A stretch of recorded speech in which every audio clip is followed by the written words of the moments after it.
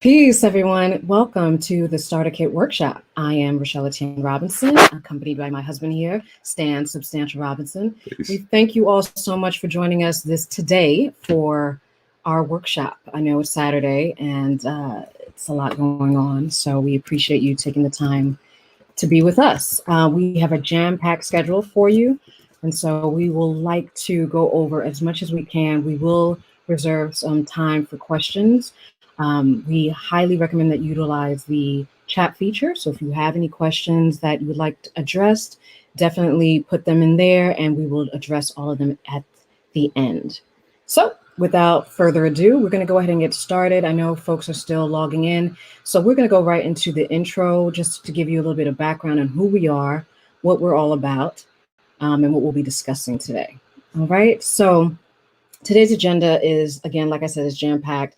We're going to be talking about, first things first, basically the first things that we think every artist or creative should have in order to get started.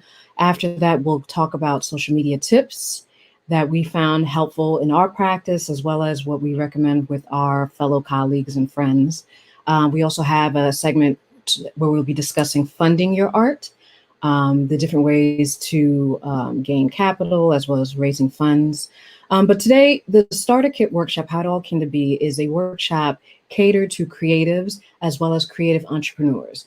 We're going to provide you with tools and tips and tricks and resources that we found helpful in, again, with our business. And we refer that to our colleagues, clients, and friends. For those of you who are on social media, we will be utilizing hashtag Sam Starter Kit. So for those of you that want to follow up, we do have this PowerPoint presentation and we will be sharing that with you all. So if you have registered via email, we'll be sure to send that to you. But again, feel free to jot down notes, take questions, ask questions, and then we will make sure, again, we'll address them. But again, please know that we will be sharing this presentation with you all, okay? We do have some links that we'll also be sharing under resources, so we'll be providing that as well in the chat feature. Okay, let's move on to, again, introduction about our company and as well as a little bit more about us. So Sam is Substantial Art and Music. We formed the organization in 2017, basically to help out our artist community. We are based in the DMV area, but we have traveled across the globe, helping and assisting creatives in navigating social media, as well as providing a plethora of additional services regarding branding, as well as graphic design, web design. As far as music, we provide music production, sound mixing, engineering, and so many others. And we'll talk about that more in detail. But that's pretty much what birthed it. Stan and I both come from a background of the arts.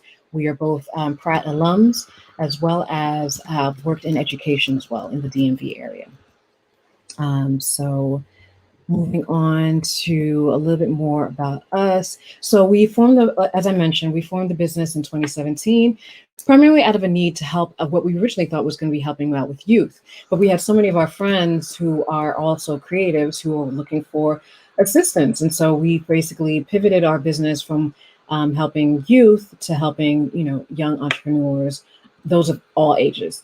And and then last year, as we all know, 2020 happened, and there was an influx of folks who were ready to pivot. Those who were doing the arts as a side hustle decided, you know what, it's time now to do this for real and go full throttle. And so we assisted several creative entrepreneurs and artists from everything, like I mentioned before, from branding, web design, just overall general consulting as far as how to get started. We do some hand holding if that's required. So after this presentation, should you require further assistance or just want to chat, we are more than happy to assist you with that. So that pretty much is the gist of a little bit about us and what we do as a business. Again, our clients range from individuals as well as organizations. We've worked with nonprofit as well as for-profit organizations. And so, yeah, if you are interested and want more in-depth information, definitely please feel free to reach out. Our objective for today is to provide our community with tools and resources to lead them to the path to creative entrepreneurship.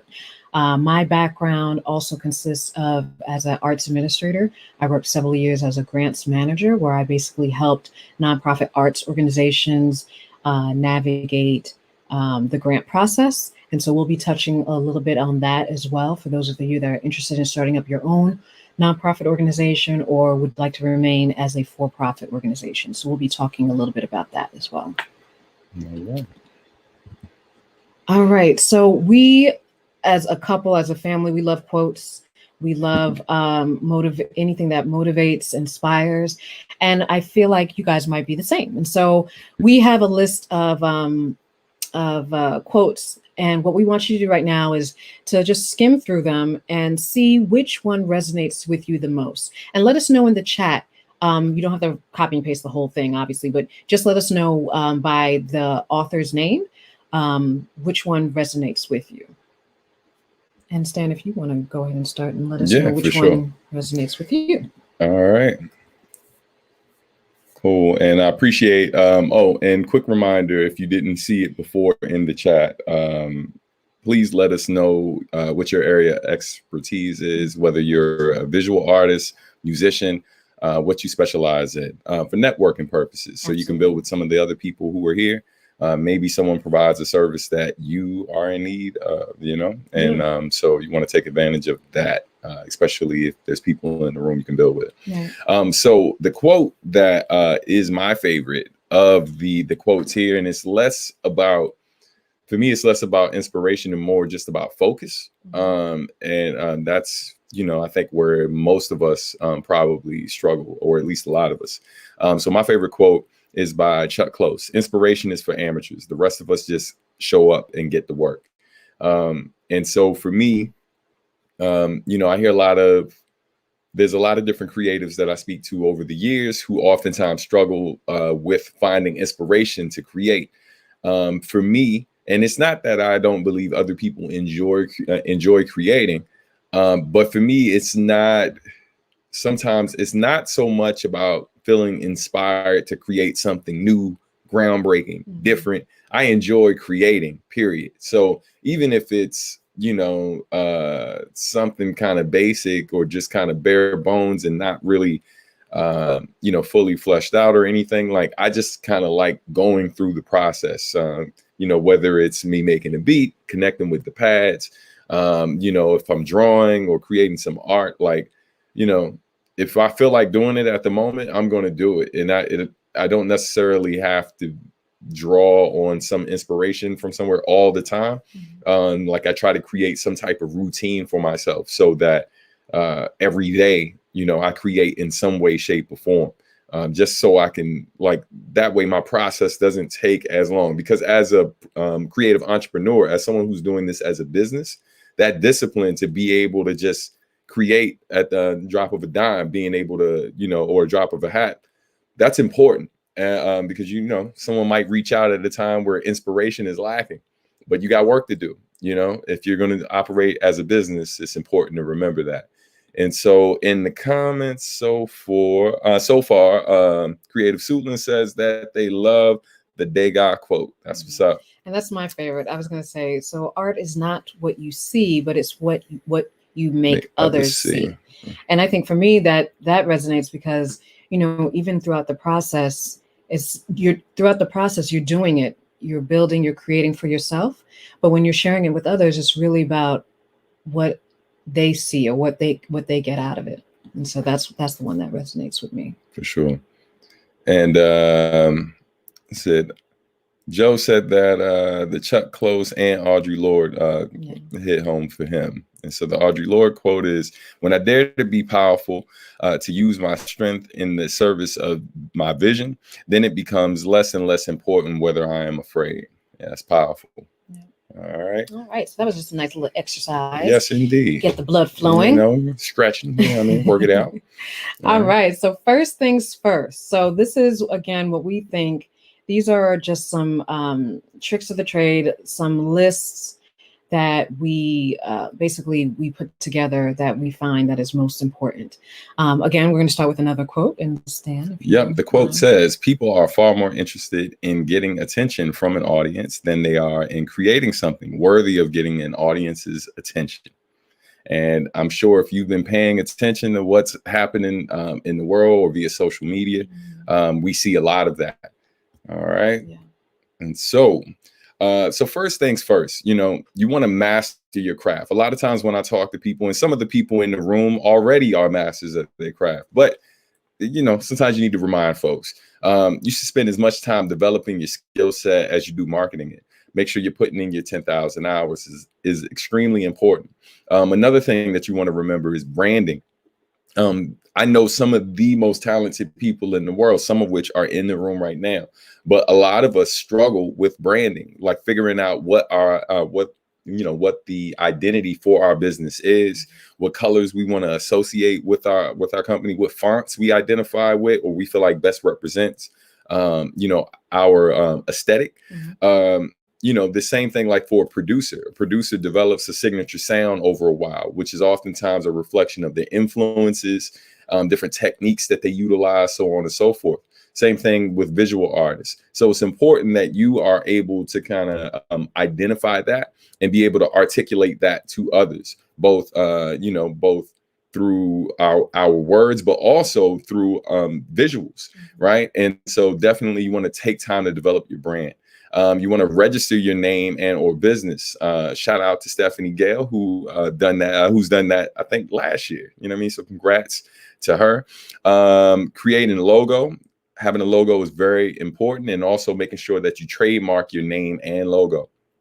Secure all social media handles associated with your name/company and be consistent. That part is really important. That consistency part is very, very, very true. Like, you want to make sure that if you are able to secure your .com and you get the .com you want, before you do that, you want to also make sure that that same word or phrase is available across all platforms. So for example, with our website is subartandmusic.com. It's literally the same across all platforms, so it's easy to find us, right? So that's an important part of your branding. Okay.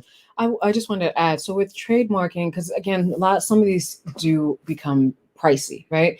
And so what should you be dealing with first and foremost? Trademarking is more so if it's going to be a globally domestic and international. If you want to have this name, registered and protected, is it required on the onset? Not necessarily, but it's something to start thinking about, because as you grow, you want to make sure that your company name is protected. When you form an LLC for your business, it is only registered or protected in the state in which you're in. It is not across the country. So that's another thing to keep in mind as well. Absolutely. And the last thing is make sure that you create a website. The thing I always have to remind a lot of our students and sometimes our clients as well is that social media is not a replacement for your website. Although social media allows you to do a lot, the thing is, if there are things that you offer that cannot be made available in its entirety on social media, then you're oftentimes going to have to send people off of social media. Right. And the way social media is designed is to keep people on. That's why, these algorithms make it so difficult for you to promote the different things you got going on, because the objective is to keep people on the platform, not to send them away. Right. So you have to remember that. And that's why it's important to have your own website. Right. But also social media, they do come and go. Anybody there's that. There's MySpace, so I mean, there's always that you want to take that into account as well. Right. I mean, all it takes sometimes is some bad press, and right, and it's gone. It's right. All right. So next we have developing your brand. So these are the things that you want to take into account. So we call it the who, what, when, where, and why, just like in school, right? And so first and foremost, who are you as an artist or company? What are you what product or service are you selling? Next is, What is your mission, your vision? Just like whether you're a nonprofit organization or a for-profit organization or an individual, you should have put together what your vision is for your business, what your mission is for your business, so that you stay on task for whether it's, again, a service or a product that you're providing. You want to make sure that it's on mission, and so that you don't, deter to other areas.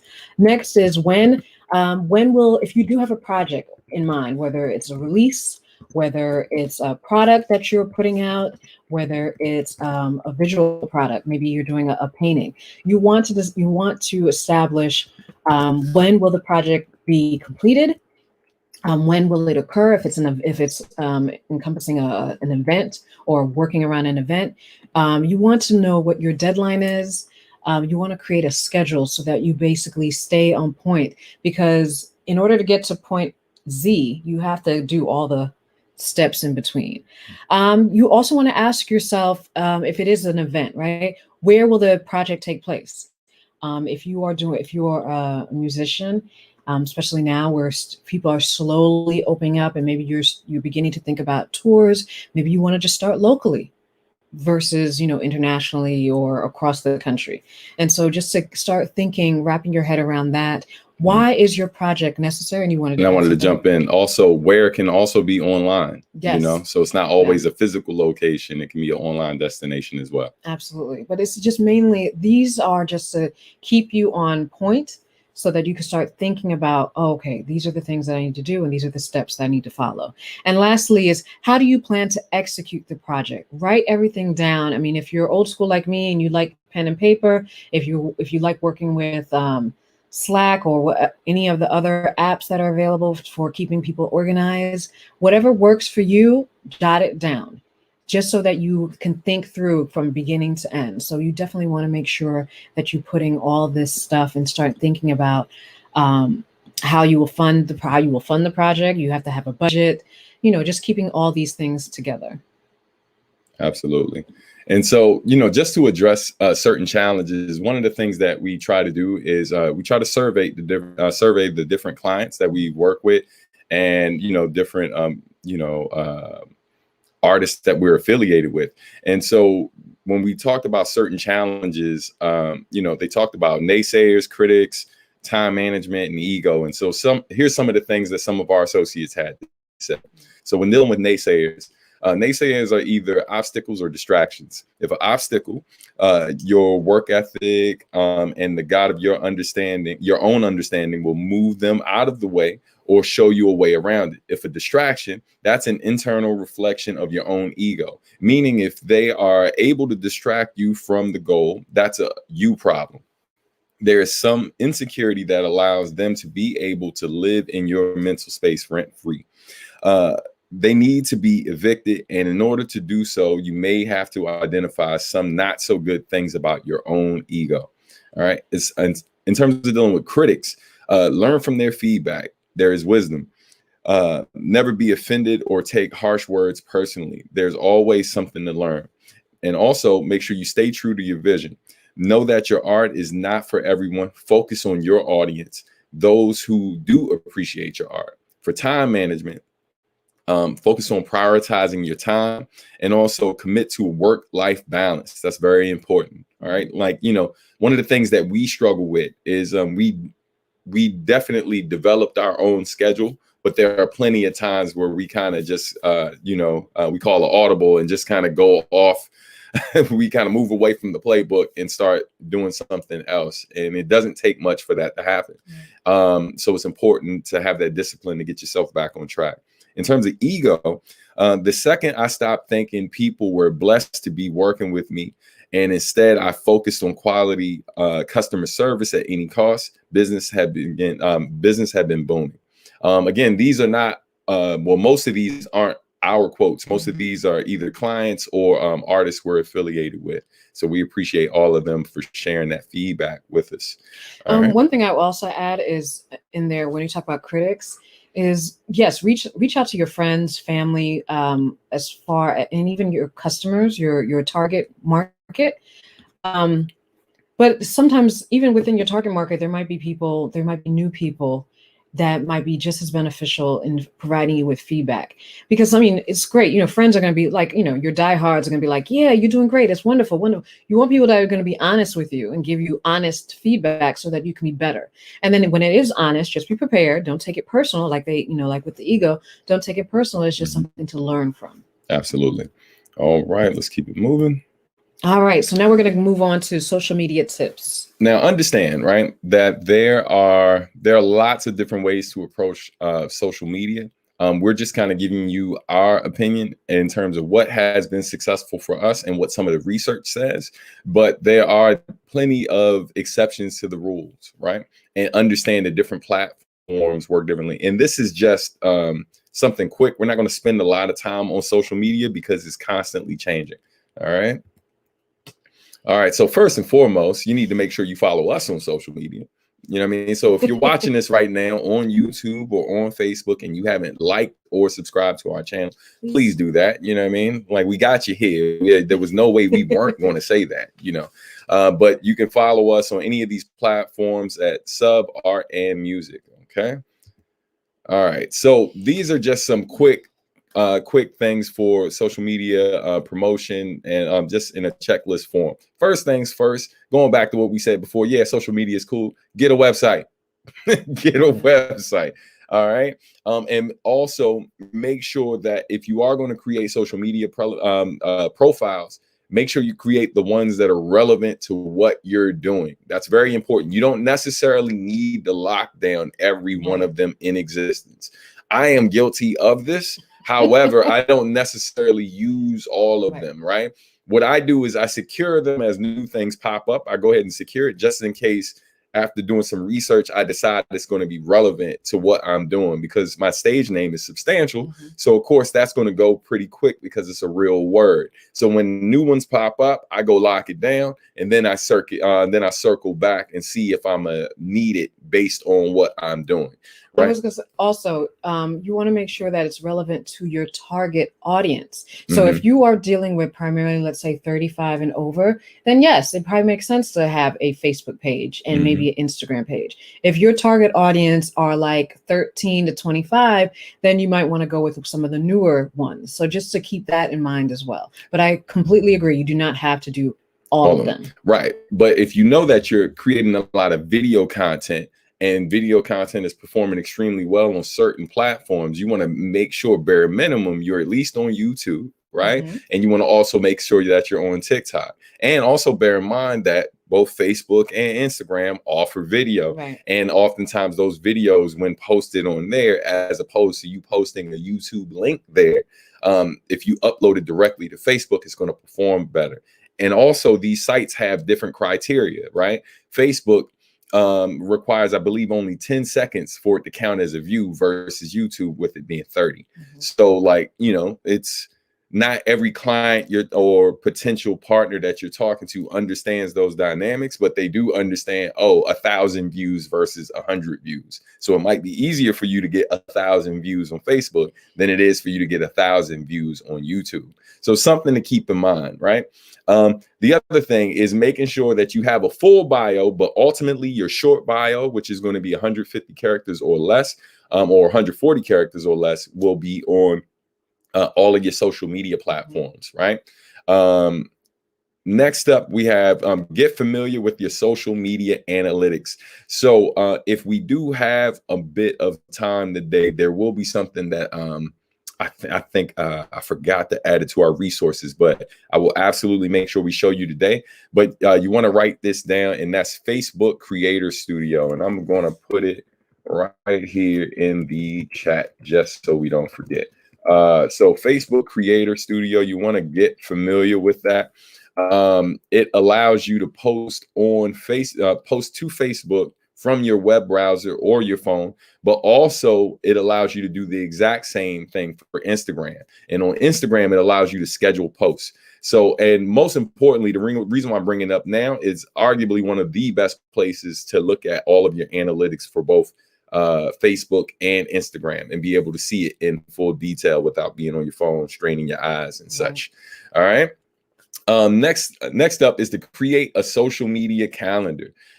So that basically means that you want to take the time and you know that you're going to post certain things on certain days. For example, if you're a musician and you know that the anniversary of your album is on like May 1st or something like that, right?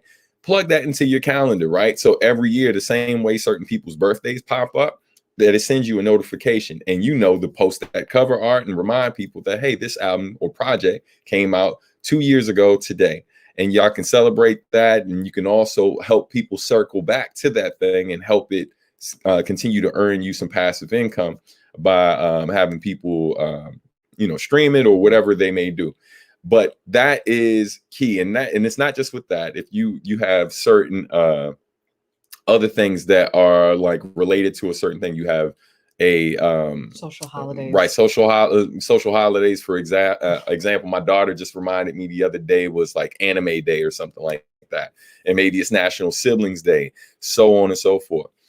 Yes, thank you, Creative Suitland. So Canva also has a content planner feature that allows you to post to social media. That's another alternative to Facebook Creator. So you definitely you have a lot of different options that you want to explore. Okay. Next, promote posts that are organically performing well. Now, listen, you got an event coming up. You got a great flyer that you made. When you post that flyer, the flyer is not doing as well as you anticipated, right? Like you were really hoping that flyer was going to make a dent and, get you some extra traffic, but it's not. Partly because it has so many words on it. Maybe it's a bit busy, and ultimately you're trying to get people to leave social media to go check out the Eventbrite link or whatever link that you need them to go to.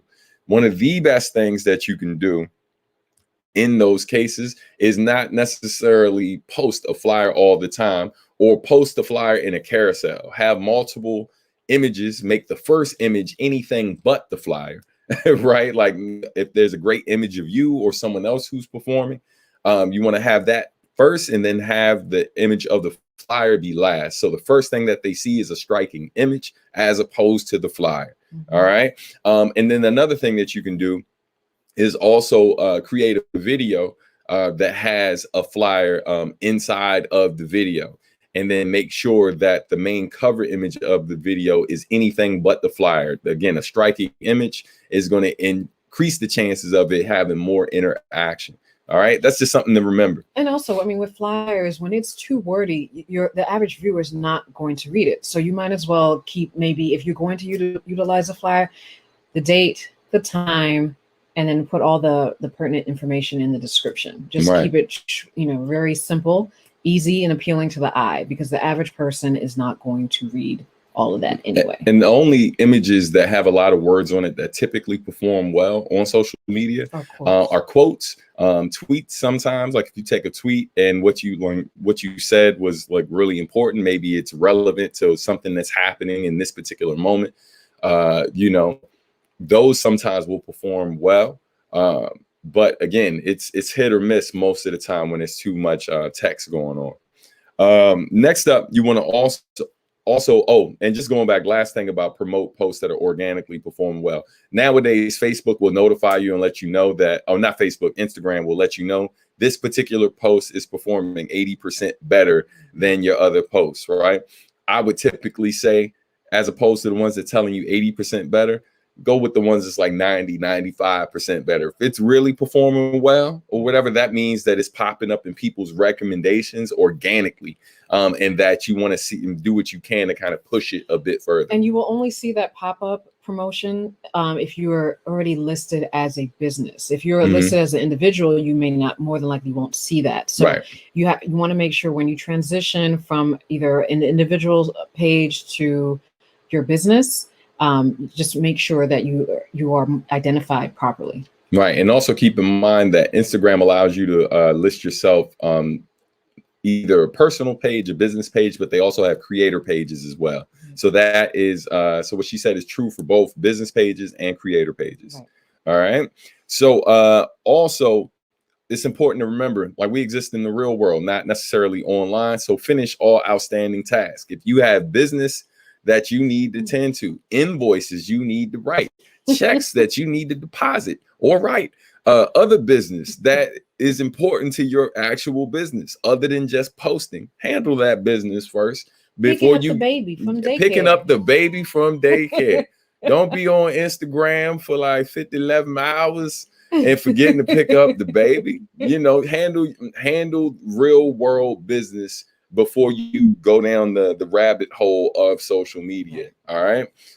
Very important to remember. And also try to get in the habit of responding to inbound social messages. If you have people reaching out to you in regards to your business, your art, your music, whatever it is you do, you know, you want to take the time. Sometimes you deal with some crazies, right? And then sometimes you got some good folks, but you want to definitely make sure that you are taking the time to go through those messages, at least looking at them to figure out what's what and take the time to build those relationships. You never know who's going to reach out. Yeah, and sometimes they are also bots as well. Yeah, sometimes, yeah, and it's not hard to figure out what's a bot versus, you know, like for example, if you put the hashtag hip hop nowadays, you're gonna get a message to say DM me to promote, right? Like you're gonna second you use certain hashtags or whatever, you're gonna get at least 3 to 10 comments that say that, right? So be in mind. Keep that in mind when you're dealing with that stuff. Also, make sure, what was it? Got you. Monitor and respond to untagged brand mentions. So, for example, sometimes if you're following a hashtag or following not just hashtags, but like sometimes different people may be posting about what you're doing, and they're not necessarily tagging you directly, but you discover it. Make sure you respond and show love, because sometimes when people forget to tag you or don't tag you, it's because they don't necessarily know your Instagram page or your Facebook page, but somehow, some way you were able to find it. So make sure you interact with those posts. That's one of the easiest ways to pick up new followers and people who are genuine fans, because they're talking about you regardless of whether or not you're watching or not. And so you want that type of loyalty.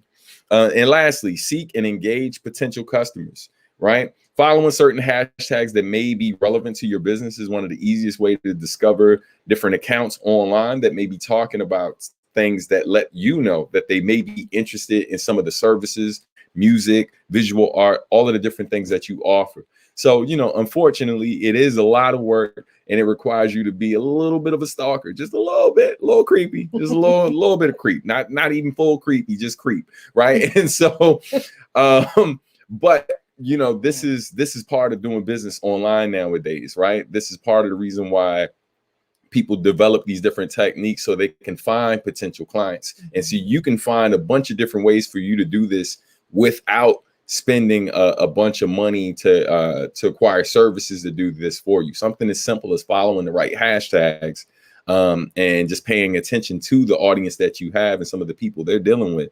can easily help you build your presence. All right. Well, I shouldn't say easily, but it will help you build your presence. All right. So let's keep it moving. All right. So next up, we're talking about beating the algorithm. And I'll just kind of glaze through this. I forgot to add some of the additional pictures for you to see different ways we beat the algorithm, but it's easy for me to explain to you. So for instance, like what I'm gonna do real quick, I'm gonna blow up our beautiful faces, right? So here we go. Pow, there we are. Go ahead, smile for them. Hey, how you doing? All right, we here. We out here. So the reason why I just did that, right, is because regardless of what type of business that we run and that we do and all of the success that we see, images that include both myself and my wife, aka my business partner, those things perform way better than every flyer that we post, every big announcement related to something that we're doing. If we got an announcement, if we have a business, event to promote or whatever, like the easiest thing for us to do to get it more attention is make sure there's some type of video or photo that includes our faces, because a good amount of the people who started out supporting our business were people who knew us personally, right? A good amount of the clientele that we have that recommends us to people who don't know us personally were people who knew us personally. And so people are rooting for us to win. So when they see our faces, it's like a reminder, oh yeah, I like them. I love them. I want them to win. Like, right? Comment, like, so on and so forth. So our top post, the vast majority of everything that we've posted that performs at a high level with basically a ratio of 20% to like 10% of the people who follow us liking it, which is high. A lot of people don't think that's high, but that if you got 1,000 followers and 100 to 200 of them like the post that you do, that's high. That's a high ratio, because you can find someone who has 14 million followers online, but you won't see like 140,000 likes on most of what they post, right? So it's important to keep that in mind. So you want to pay attention to what is performing the best for you when you post it, and try, if possible, if it's relevant to other things you're doing, try to tie those things in together whenever possible. So real quick, these are easier. These are ways to help you beat the algorithm.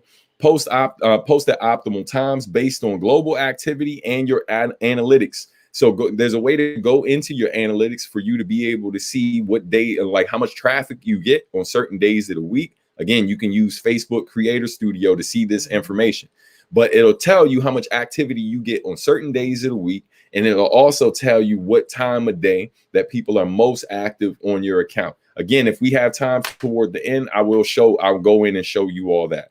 The other thing, share more video content whenever possible, because video content performs better.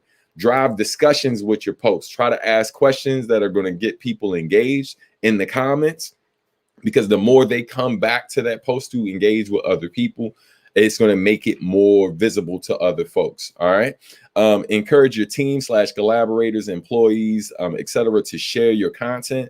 Also, photos, almost anything over links. Try not to, on Facebook or whatever, if you're just like, oh, I'm performing on, you just put the text, I'm performing on Friday with a link, that's probably not going to do so well, right? So a photo of you performing, right? And then you just letting them know that I have a show coming up on this particular day.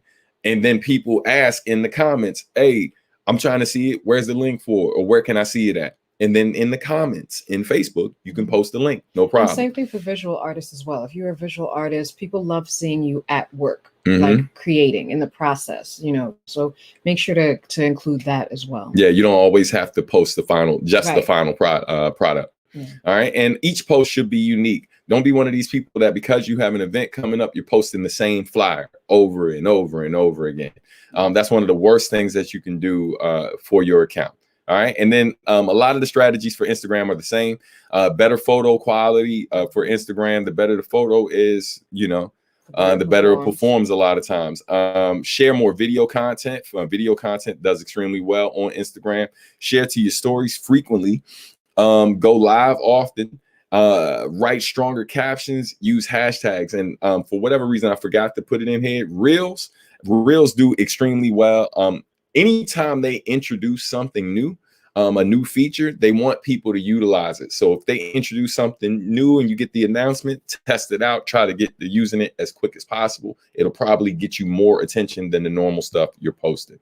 All right. It says, the question was, what if they give you 2 likes? Hope, can you elaborate? And then I'll try to answer in detail. All right. In the meantime, we are finished with this section. So we're going to move over into funding your art. Where the money at? Yeah. So, all right. Go ahead and sure. So this quote here, we're going, we know it's Saturday, but it's Sunday. It might be Sunday in another country. Yep, it is. So look, we're going to take you to church. Invest in 7 ventures. Yes, in 8. You do not know what disaster may come upon the land. Whoever watches the wind will not plant. Whoever looks at the clouds will not reap.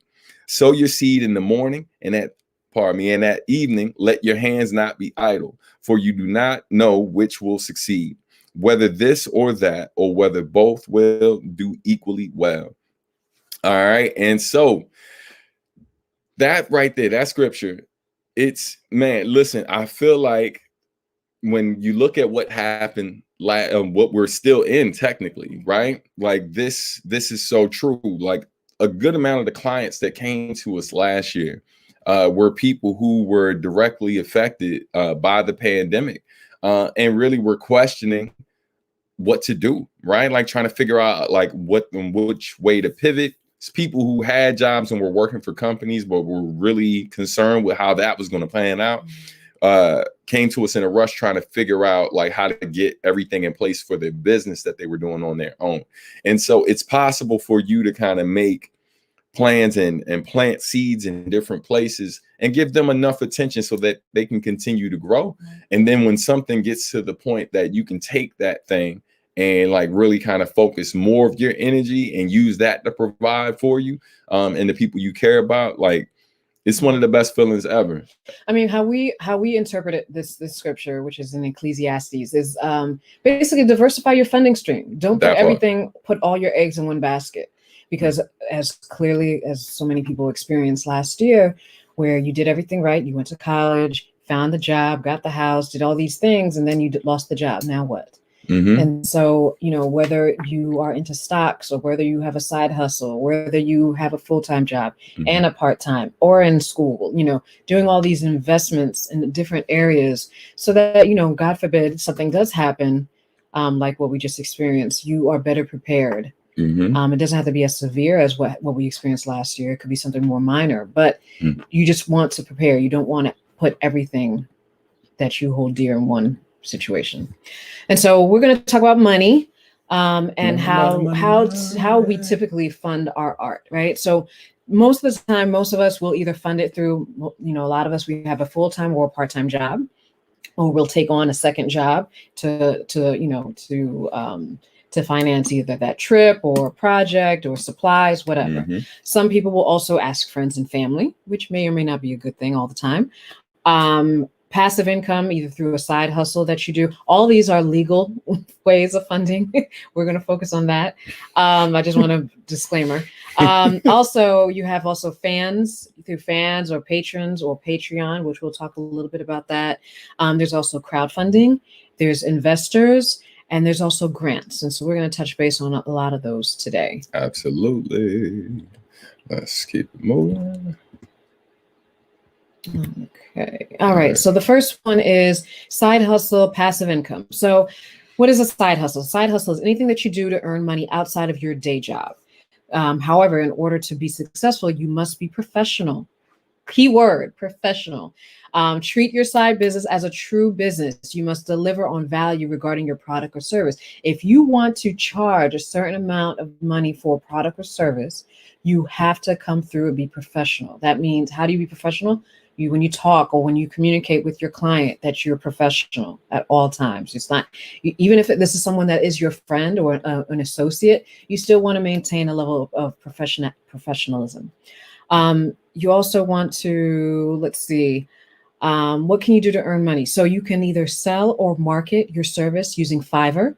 For those that do not know, Fiverr is an online, it's not software, but it's an online community where you have different creatives that offer their services, whether it's video editing, whether it's graphic design, whether it's teaching, whatever. You can offer services on that platform. Right. And so real quick, we have several musicians in here, a few vocalists, some producers that I recognize. So for example, right, a good friend of ours, an artist that we know, they go on Fiverr when they're working on albums, and yeah, they could reach out to certain musicians that they have in their circle. But sometimes, you know how it goes. Sometimes friends don't get back to you as quick as they should. Professional. Right. So I know folks that go on Fiverr to hire, like, you know, a bassist to play bass on a particular track. And they guarantee, because they are ranked and they also get reviews and all of these things, a lot of these people are trying to turn it around as quick as possible and give high quality work. So I've seen people hire bassists on there, right? Or other people who play other instruments. So we got folks in here right now who are percussionists, piano players or pianists. And then we also have a few vocalists that I recognize in the chat. That being said, you could offer your services. Someone I knew recently needed a chorus for one of their songs. They wrote it out. They sang an example of it. Their example wasn't so great, but they put it. They reached out to someone on Fiverr, and then that person turned it around fairly quickly and gave them all the stems that they needed. So a lot of you who are looking for more paid collabs, this is a good alternative for you. Not just going on there to hire people for video editing, logo design, visualizers and all of these other services. You could be offering your services as well, not just the traditional things that people associate with these sites. I've seen it all on these sites. You can also sell or market your services using Skillshare by teaching. So if you're a vocalist or a musician and want to or open to provide private lessons, you can do that. Create an online course with a platform like Udemy or Teachable, again, offering classes. You can release music, singles and or albums via streaming platforms like, Spotify and others like that, or Apple Music. Offer private lessons to teach your skill to individuals from your audience or your network. This has also been great because of, due to COVID and people are social distancing, you can now offer these lessons, which some people were doing already virtually. So you're not just limited to just your immediate area. You can offer these services nationwide or even international. Absolutely. I have a friend that lives on the West Coast. Fridays, I give his daughter beat making lessons, like Fridays almost every Friday. Yeah. And so, that's something that we didn't think to do before everything started happening, right? But like, that's something that you easily could offer. And then live stream performances branded with your PayPal, Venmo, Cash App to collect donations. So that's another way of reaching out to folks. Is if you're going to offer services online, definitely make sure you add your PayPal and all your credentials to garner either donations or in-kind funds. So for example, if you're doing a live event and you're using something like StreamYard, you can just click that and look across the bottom. Hey, if you want to donate to our channel, Cash App, Sub Art and Music, Venmo, Sub Art Music, PayPal.me/substantial. So like, you could easily do that in something like StreamYard. Now, if you're familiar with something called OBS, which is great for live streaming, you can create a banner using something like Adobe Spark and create a banner with graphics and all the info that you need to go across the bottom. Okay. All right. Okay. And Stephanie Gale just shared some useful information. I'll put it up on the screen for everyone. All right. There's another app called Artist Connect that is similar to Fiverr. Are you familiar with it? No, we are not, but we will look into it. Thank you for adding to our resources, Steph. Yeah, well, that's good. We appreciate you. All right. Next slide, please. Here we go. And I appreciate the love for the segue. We've done this a few times. All right. So grants. So this one, and if you can make it a little bit. Sure, I got you. I'm blind. Right. Funding your art. So for those of you that are interested in grants, now what I will say, there are opportunities for individuals to obtain grant funding. Typically, it's very what's the word I'm looking for? It's very competitive. However, I don't want to deter you from doing it. I think you should. And how to guarantee that you will? Well, I can't guarantee. But what I will say is that your best step forward is to make sure you follow these tricks. Okay. One, you want to make sure, first of all, what is a grant? So a grant is basically. Let me tell them why they should listen to you. So she is a former grants manager. Right. I've seen it all. So this is what she does. We both have experience writing grants, but she was literally a grants manager. So the advice she's giving you is based on her experience and expertise dealing with this, and the advice that she would give people that were ultimately trying to apply to the organization that she worked with to get grants. So she would do these workshops telling them, this is what you need to do. This is what we're looking for, blah, blah, blah. All right, now go. I just need. So make sure they know. Quick story, right? So one of the things that I noticed with these grants is a lot of times the same people applying for these grants every year, every quarter, depending on the schedule of these the grantors.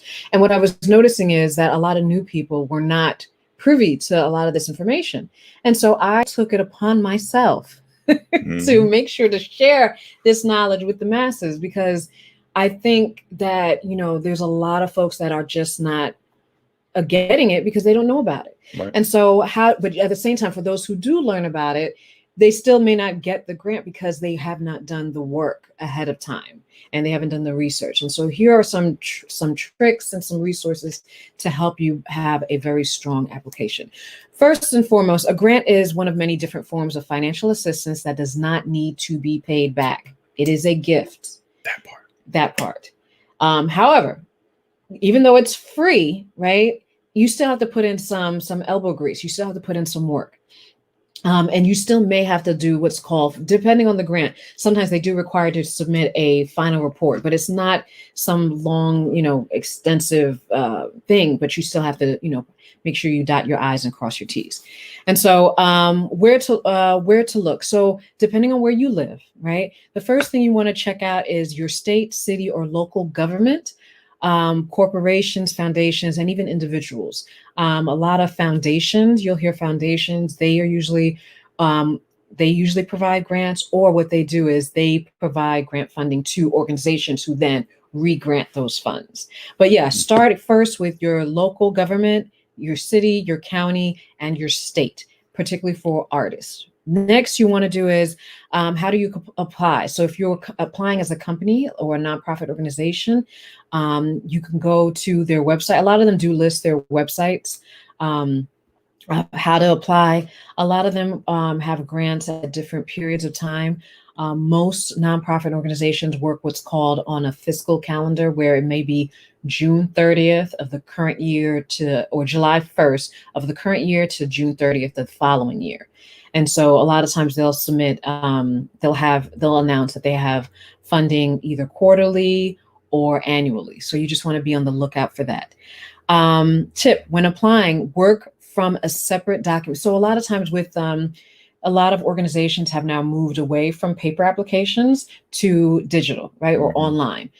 Having said that, a lot of times you're working on it. A lot of times you are not working on it on one sitting. Your name, address, telephone number, tell us about us, about you, your mission statement, all that stuff. Figure out what the questions are, copy and paste on a separate document, work from that separate document. And when you are ready and everything is complete and you know all the requirements, then upload or copy and paste back to the actual application.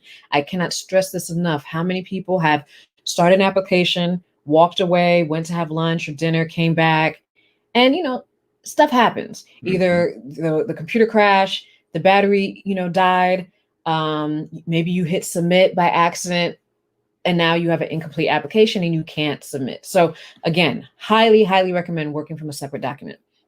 Next, I will say is what to prepare. So remember we were talking before about who, what, when, where, and why, and how. We'll talk more about that, but definitely keep that in mind. When to apply. Again, the time frame varies depending on who you're working with. Most, I will say, have something what's called, if you're an organization, most will have something called a project support grant, which is project-based. Some will have an operating support grant, which helps you support with your operating expenses. Another will have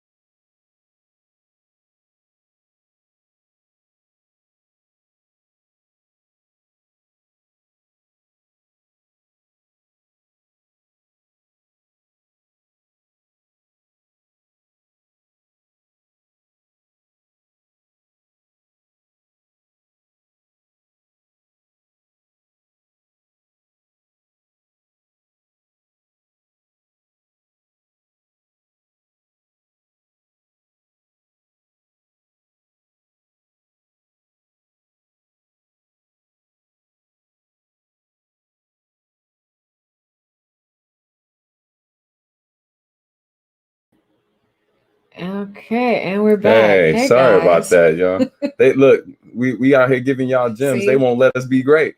I told too much. I said too much. I'm sorry. do us a favor. Let us know in the chat if you are still seeing us or we're coming back through. But yeah, shout out to those of you who are still here. We're going to get the presentation back up in a second. Sorry about that. Yeah, Big Brother said, "Hey, she's telling it's like too much. too many Too many gems. Too many gems. Hold on. All right. Oh my goodness. But all right. So there we go. All right. Thank you. All right. So I will. Let's see. Let's see. I'm talking about time frame. All right. So time frame, and if you again, we'll be providing you guys with copies of this so that you have that. Again, time frame, it varies depending on the organization, the grantors. They might have it on a annual, biannual, quarterly, or monthly, depending on what they offer and what resources that they have.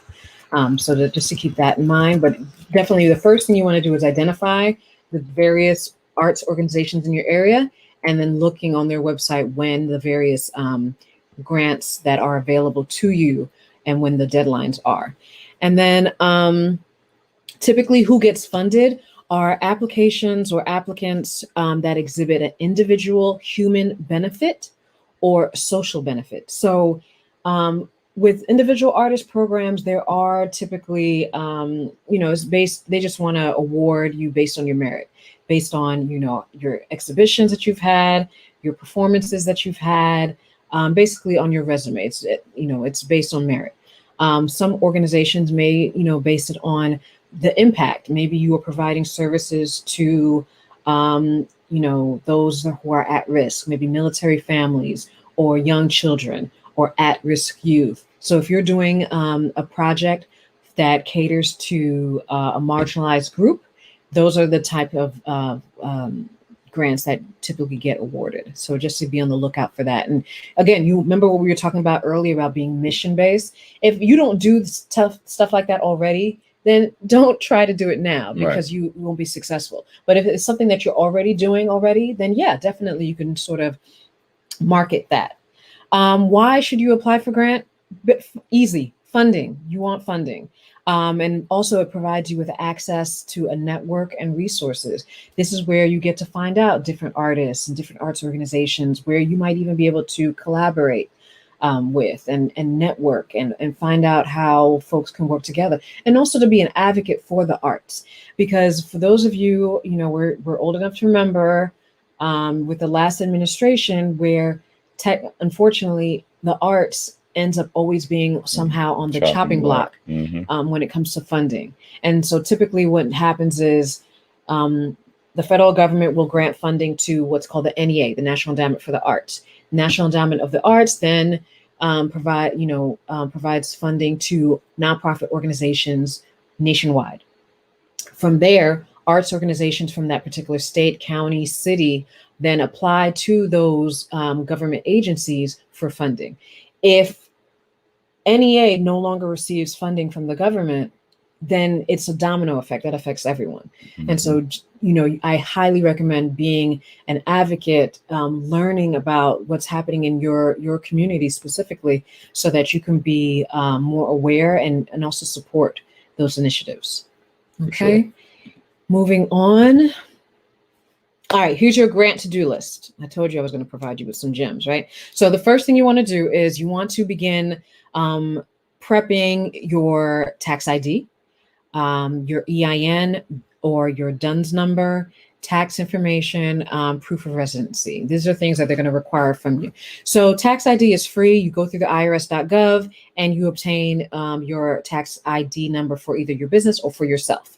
The DUNS number, if you have any aspirations or goals of working with the federal government, either the military, Smithsonian, they will require a DUNS number, which is another free number that you can obtain. It basically is another checks and balances when dealing with so that they can check your business, that your business is legit, that you don't have any negative marks against you, stuff like that.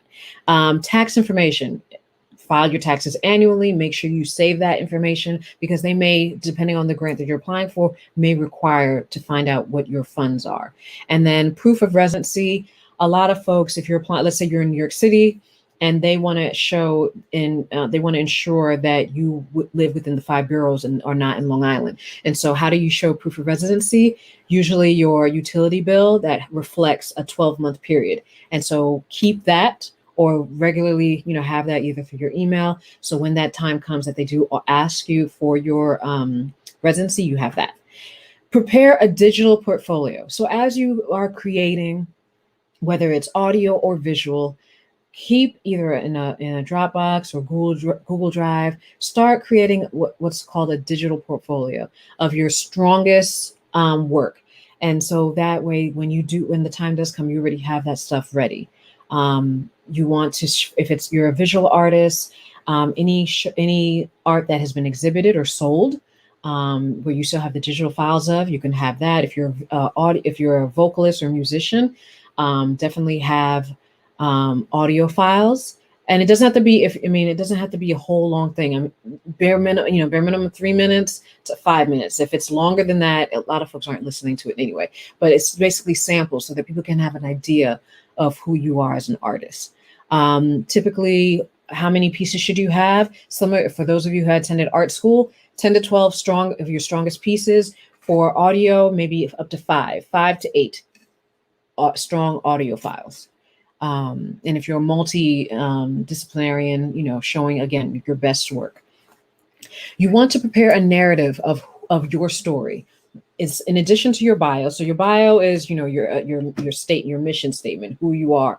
You want to have that ready. Who you are as an artist, what inspires you, who are you inspired by, what have you accomplished, what do you have yet to accomplish, what do you see yourself doing in the near future, stuff like that. You want to prepare a project overview. So if you're applying for a specific project, you want to provide a synopsis of what the project is. Basically, what's the prep and what's the outcome that you expect to gain from it. Prepare a project budget. Just like anything, whether it's your personal or your business, you want to list your expenses. So if you're applying for a project, let me think. If you're doing like a show, right? You're doing an exhibit, maybe you're doing an online show.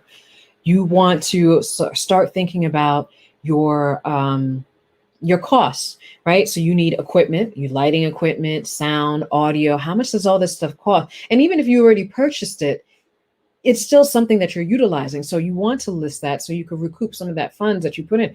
You're using a computer, using an external hard drive. You need a microphone, you need headphones that you're utilizing. If you're a visual artist, the paint that you're using or the software that you're using. You want to list all the things that make your project possible and put it as an expense report, as a budget form.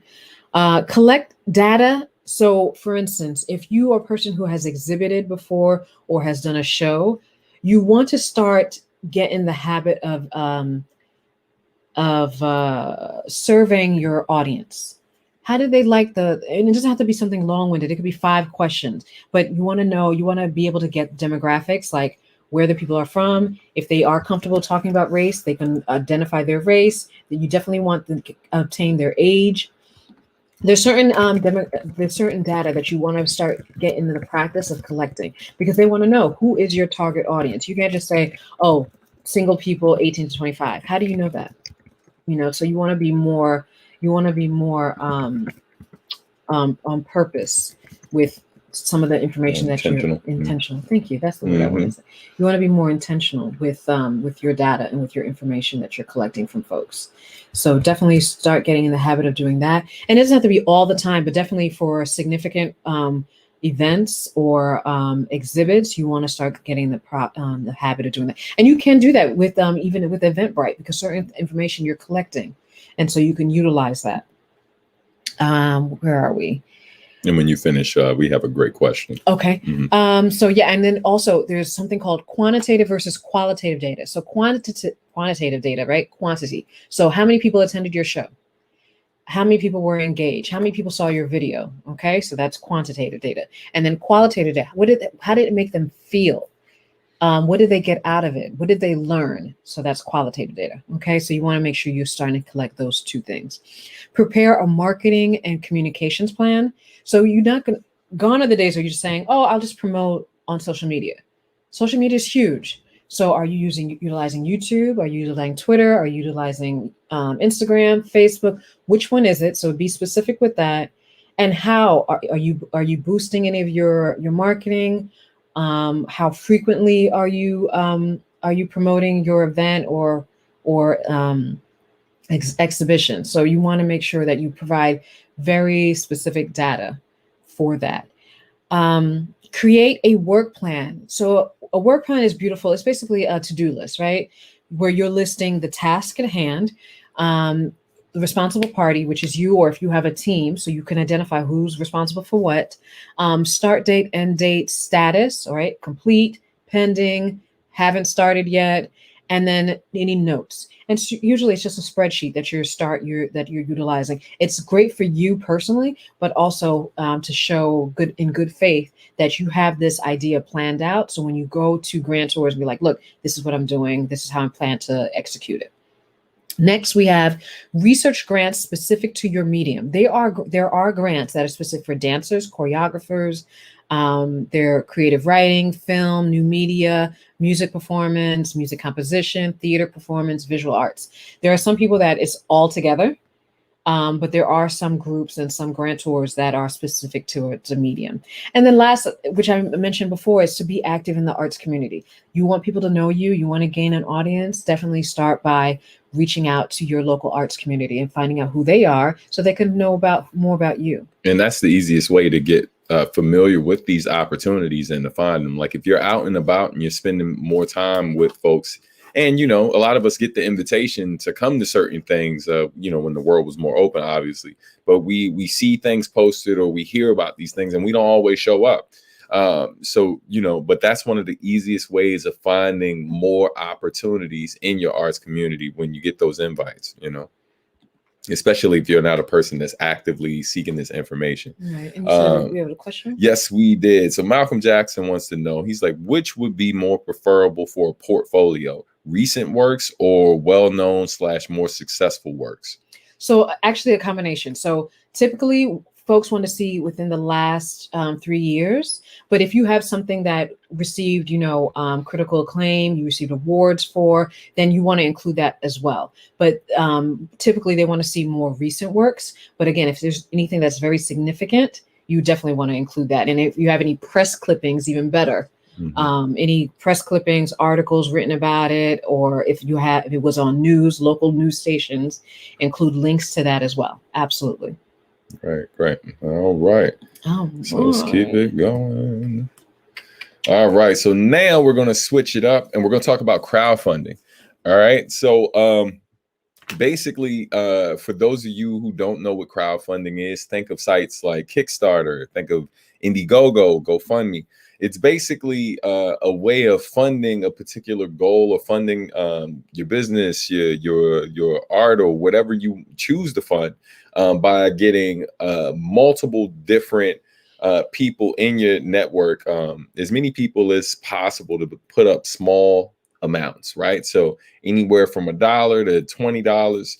Sometimes even higher, but it's a combination of all of these small amounts of money for you to reach your goal, as opposed to going to an investor or as opposed to getting a grant where you might get a lump sum of money. You're basically going to your audience and you're getting small amounts of money. So we have a lot of experience with crowdfunding. Our success rate right now is hovering around 85% in terms of crowdfunding campaigns.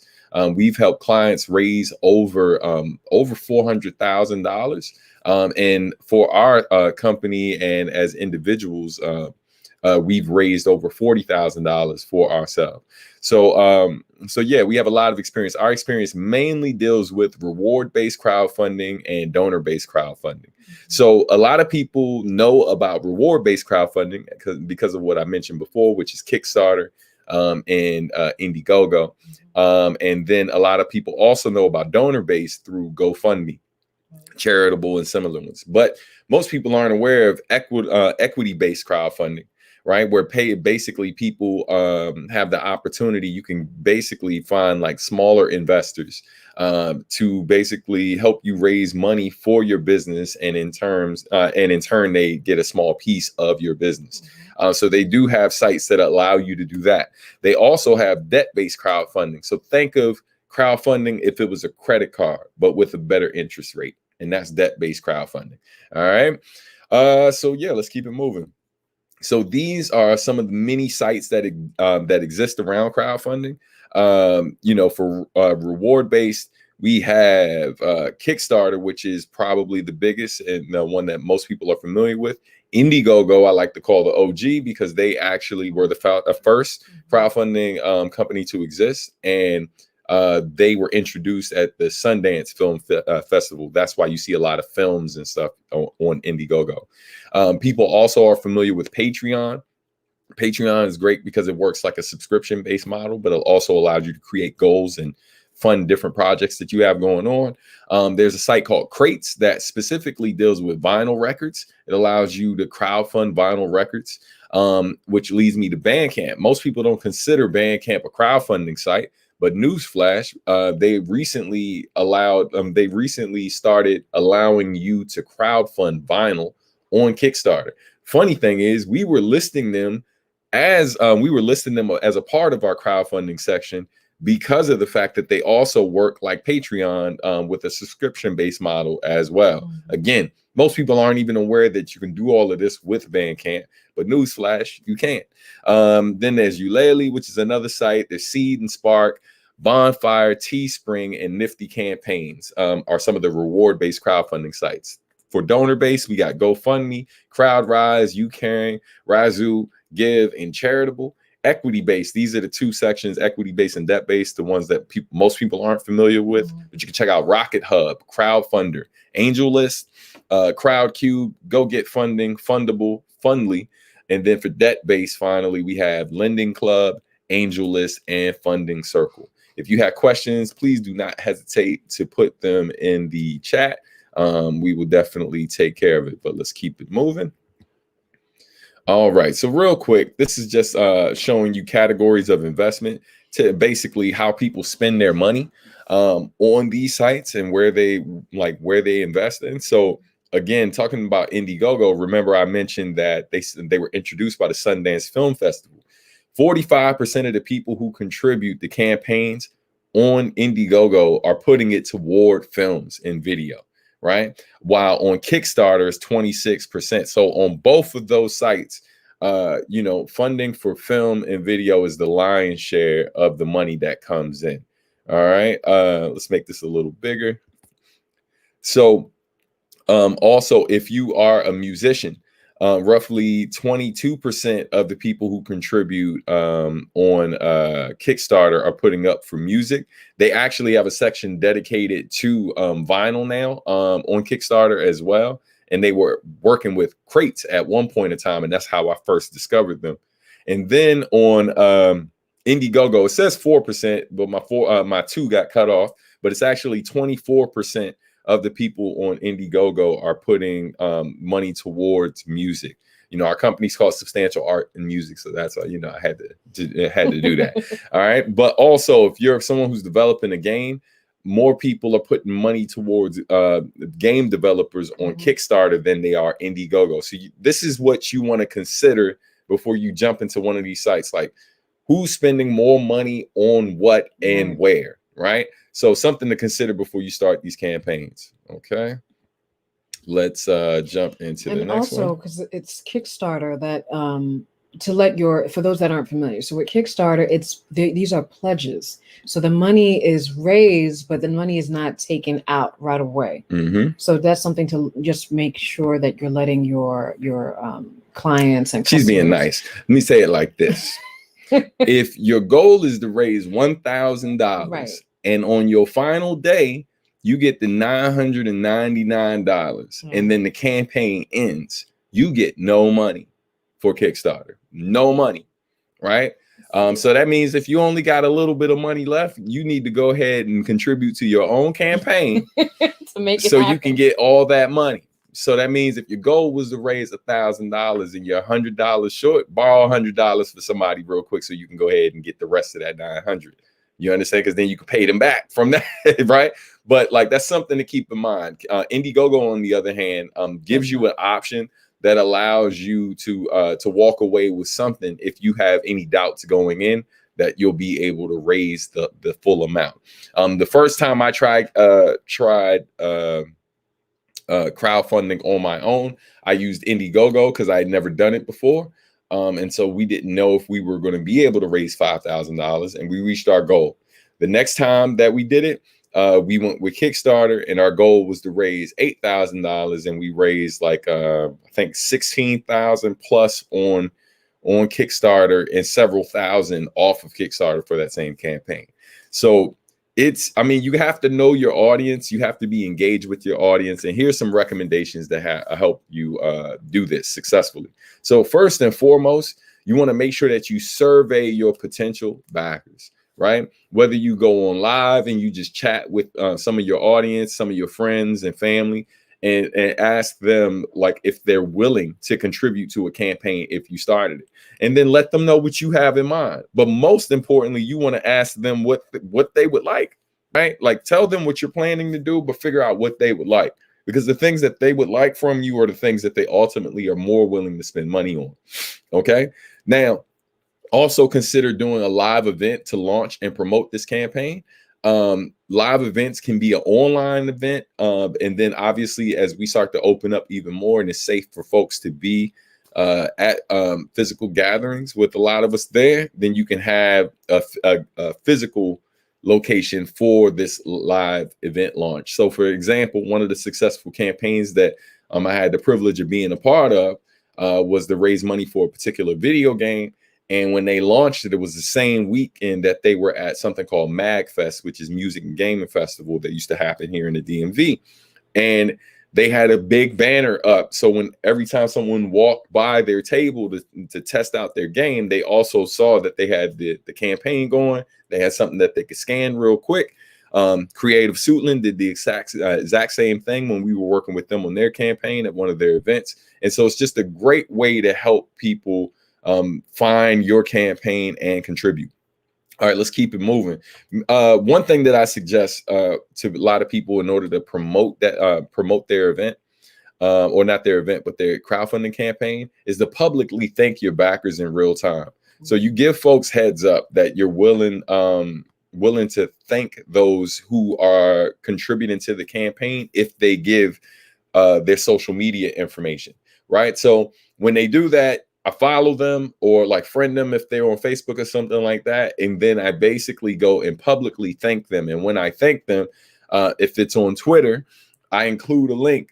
If it's on Facebook, I include a link or the hashtag for the campaign. So it's basically a less spammy way of reminding everyone that you have a campaign going, while actually thanking the people who've been supporting the campaign. All right. Another great thing to do is if you're a visual artist, musician, or someone who has a business, include old inventory. If you have other things that you have released or that you've been working on that the public may not be familiar with yet, but might be interested in, include that in your campaign. That way, you don't have to budget for anything other than packaging and shipping costs. So it allows you to turn a little profit while ridding yourself of excess inventory.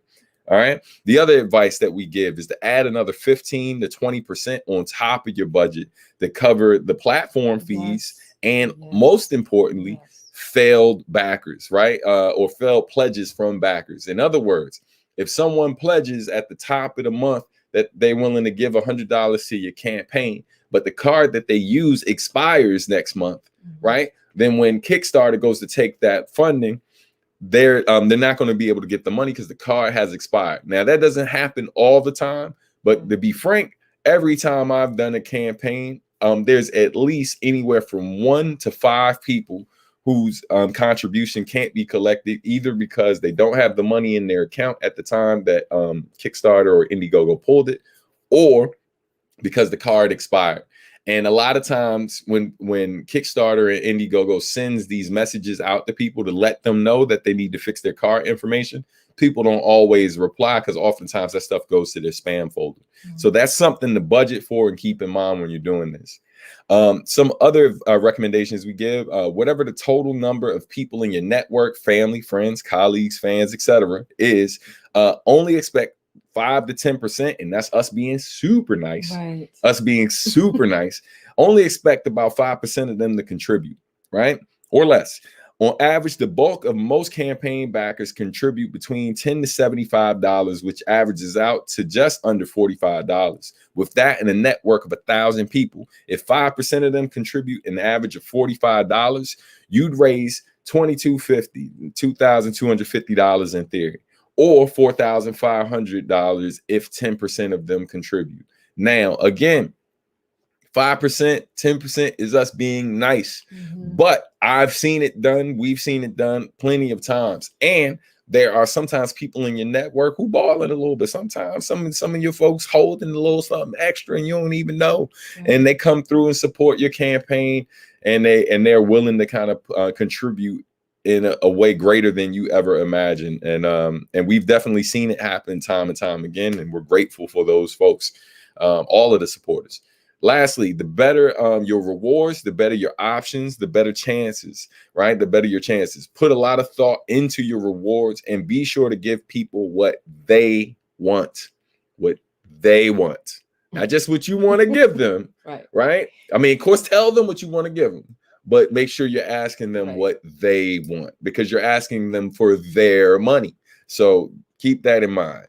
All right. On that note, let's keep it moving. That's the checklist. Right. Yes, indeed. So here's your quick checklist for crowdfunding for those of you who are interested in doing it. First and foremost, do your research.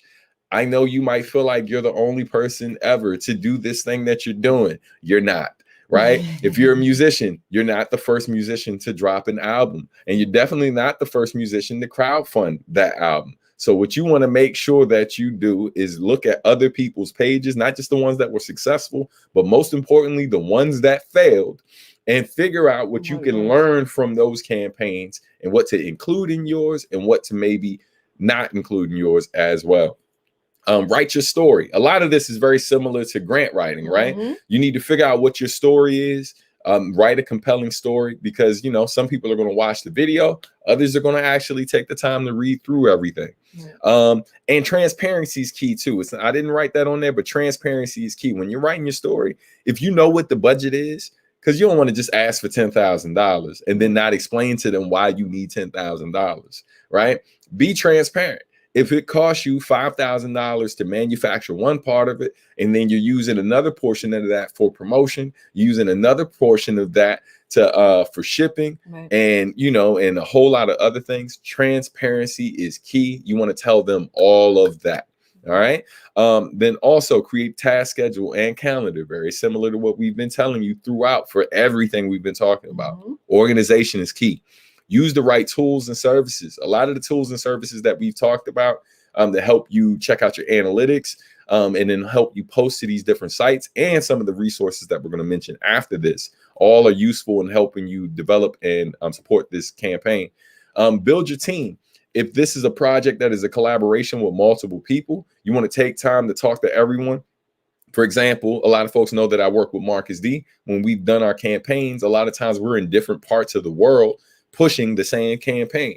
Oftentimes when I'm going to bed, he's waking up, you know what I mean? And so on and so forth. So one person is pushing for a certain period of time in certain areas. And then when I'm when I'm done with doing what I'm doing, I pass it to him, and he did the same thing, which basically gave us a round the clock promotion, right?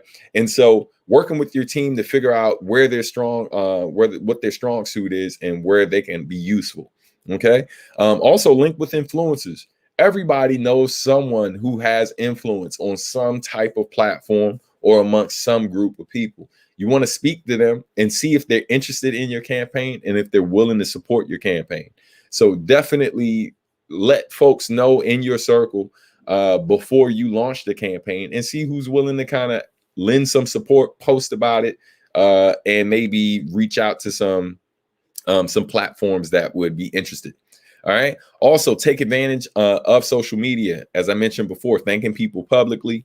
Those of you who, have maybe on one platform you're not doing so well, but maybe there's another platform that you get a lot of engagement on, you know where you're going to end up spending most of your time. One thing I will tell folks that we forgot to include in here, but we have told our clients before, is while social media is cool, you have a phone. You have a phone. That phone has numbers in it. These are people you should call, text message, let them know, check in with these folks, right? Sometimes reach out to people you haven't talked to in a while. Y'all didn't leave on a bad note. Just reach out, catch up, this, that, and the third. They ask you what's going on. That's a great segue. Let them know what you got going on. And that happens to be one of them. But reach out via phone. You'd be surprised who'd be willing to support. Also, prepare a media pack. So what you're going to do, we were talking about branding earlier. If you have logo, you have certain colorway that is working with this particular thing that you're marketing. You want to design different things for that media pack. So if you have photos attached to this particular work, you can create like certain borders, put the hashtag on these images that you want people to use. And now you have a media pack that you can share with your team. And you can also let your audience / patrons know that if they want to share images to let people know that they're supported this campaign, here you have all of this stuff available on your website or somewhere else that you can store it online. And then also create your reward tiers. Again, survey your backers, figure out what type of rewards you want to offer, and to set up those tiers. Film a high quality story video. You have no excuse nowadays. Your phones, some of your phones are shooting 4K, shooting better than some people's actual cameras. So make sure you take the time, spend a little bit of money so you can get a little tripod for your phone and shoot you a video that looks as professional as possible and tell people about your campaign. And the script that you use when you're talking, when you write out your story, that's your script. So you don't have to come up with something completely different. So that way it's consistent. For sure. And the last two things is obviously launch your campaign. But I should switch these around because before you launch your campaign, figure out what your stretch goals are. In other words, if you hit your goal and you still got 2 weeks left on your campaign, if you know what your stretch goals are ahead of time, now you can have those publicly listed as quick as you launch your campaign so that people know that if you hit the goal, if they make their goal, they're going to actually do these other things too if they go past it. I'm really interested in that. I want to see the stretch goal happen. So a person who maybe was going to spend $40 is now going to consider spending $100, right? Because they want to help you get to your goal. So that's something to consider. A lot of people don't think about these campaigns that way, but that's definitely something useful to consider. All right. So if you got questions, please let us know. Otherwise, because we're there. Yeah, because we're right at Q&A time. And because, we want to keep with tradition because we love quotes around here. Here's a quote from yours truly, right? That I used to say to my students all the time. You are as smart as the questions you think to ask and the research you're willing to do. So if you got questions, now is the time to drop it in the chat, please, and thank you. And we'll do our best to answer those. And I was going to say, for those of you, definitely jot down your questions, but then let's go back to, in case there was anybody that came late. There were some questions that were asked before. We could address those while folks are typing in. Sure. All right. So we're going to go through the chat real quick. See if we missed anything. All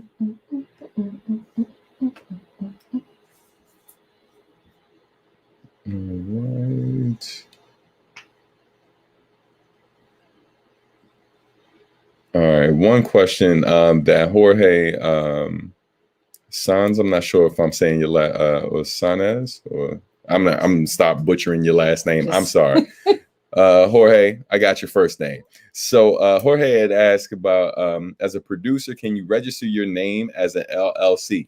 You can absolutely do that. The suggestion that we made to them in the chat was to basically register, like whatever your production name is, your name Productions LLC, right? And then now that allows you to operate as a business. That also allows you to get tax benefits, right? So now when you buying that equipment, that's a tax write-off. That computer that you use is tax write-off.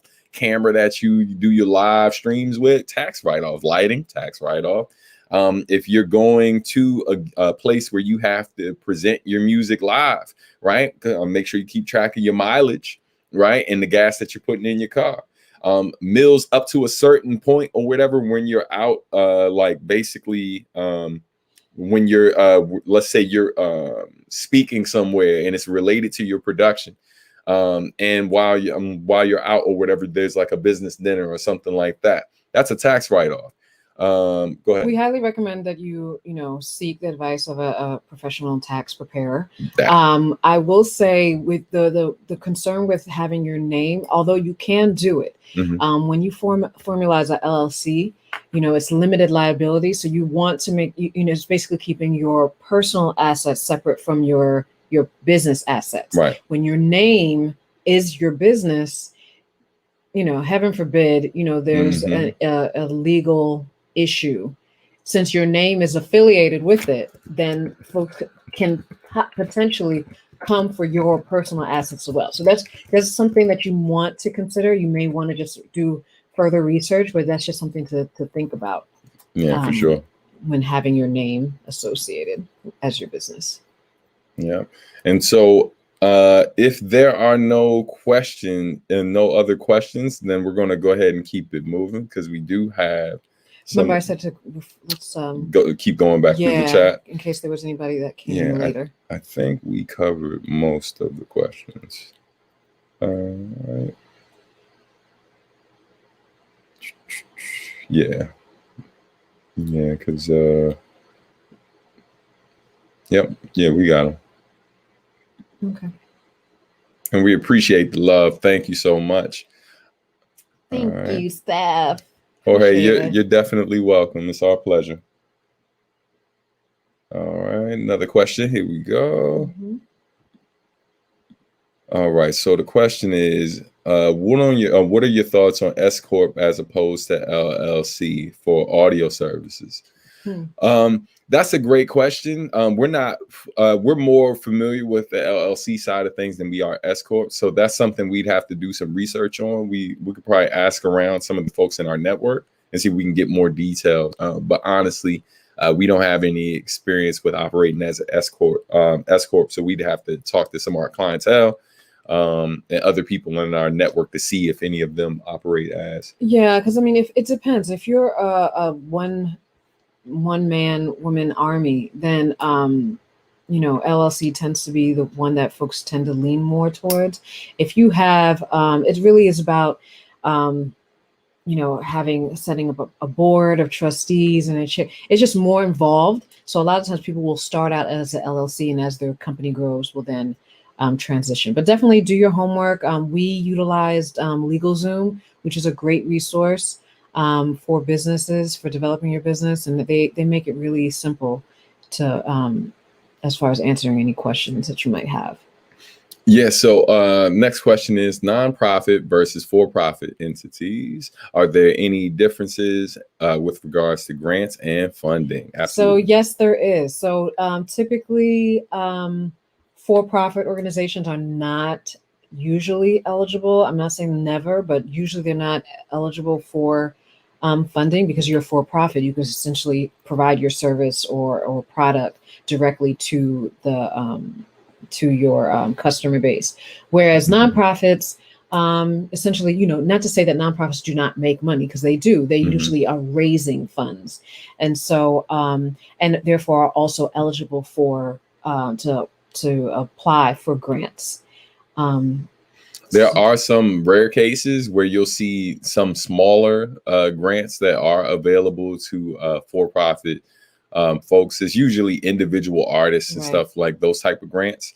But one of the things that you can do, another way that you can get grant money without necessarily starting a nonprofit is partnering with nonprofit organizations. So for example, if you want to teach lessons to kids who are at-risk youth, or you want to be a live performer for a retirement home, right? And do live performances there.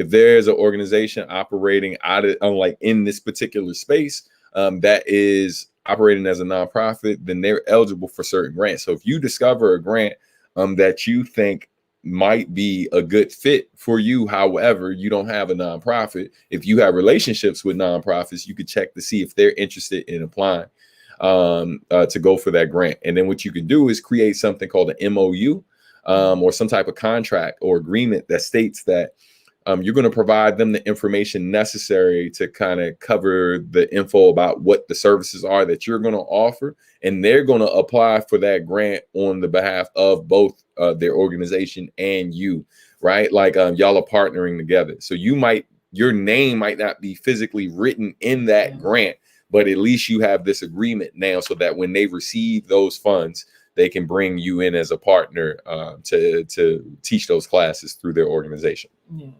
I mean, it typically works best if you already have an established relationship with these organizations. But that's how a lot of folks, a lot of individual artists work, is they'll partner with a nonprofit arts organization as a contractor so that they can pay you. But then you're providing services to their demographic or their market or their audience. Yeah, there's definitely pluses and minuses to being a nonprofit and a for-profit. I mean, obviously, being a for-profit, you're not eligible for a lot of the grants, but being a nonprofit, if there are specific things that they need you to do in order to get that money, and some of the things they're asking you to do are can be a bit tedious or sometimes like require you to have a certain amount of young people or certain amount of people participating, and for whatever reason at the time you're finding it really difficult to get the numbers. So you're regulated, right? So when you're a nonprofit, you're requesting funds for a specific purpose. That money cannot be used outside of that purpose. Absolutely. Whereas as a for-profit, you get money, you can do essentially what you want with that. For sure. All right. If anyone else has questions, please throw them in the chat. We are going to, because we do have some more information that we're going to give you before we close out. Yeah, and additional resources. Yeah, for sure. All right. And so here, first things first, right? So for small businesses, those of you who need to copyright anything, copyright.gov or copyrighted.com. And then you can also do it through LegalZone. Fun fact for those musician friends or creatives in general. A lot of times people think that they have to go and pay for and go and copyright every individual thing that they create, right? This is something that you consider doing. Rather than copyrighting the one thing or whatever, which I think is around $30, you can also do like a catalog copyright, which is around 60, 65, something like that. And what you can do is, so for example, let's say you create a bunch of things in 2021, and rather than like if all of those things aren't immediate releases, if they're things that's coming out the following year, then what you can do is at the end of the year, you can take all of those things and copyright them as a catalog. So the album/catalog name could be Songs for 2021, right? Or Art for 2021. And then you can have a bunch of the work all under this one copyright. And so that's one of the most cost-effective ways to protect your stuff via copyright. Legally, the moment that you create something, you have the copyright too. But you still want the actual documentation. So that way, if you ever have to go to court with someone to prove that you have the copyright, it's protected. Absolutely. For legal services, you can check out LegalZoom, Rocket Lawyer, but do remember, nothing beats an actual lawyer. So definitely keep that in mind. If you have some lawyer, for those of you who are entertainers, if you have access to an entertainment lawyer, nothing beats an actual lawyer. So, next we got social media managers. Definitely check out Buffer, CoSchedule, Hootsuite, IFT.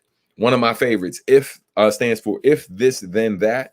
You can do a lot with that. You can do everything from programming, Spotify, right? Where you can set it up. You can create these recipes. So for example, if I create a playlist that I'm trying to market and get people to submit to me to get on that playlist, I can actually make it so that every time I add a song to that playlist on Spotify, IF will make it send out a tweet every time a new song is added, right?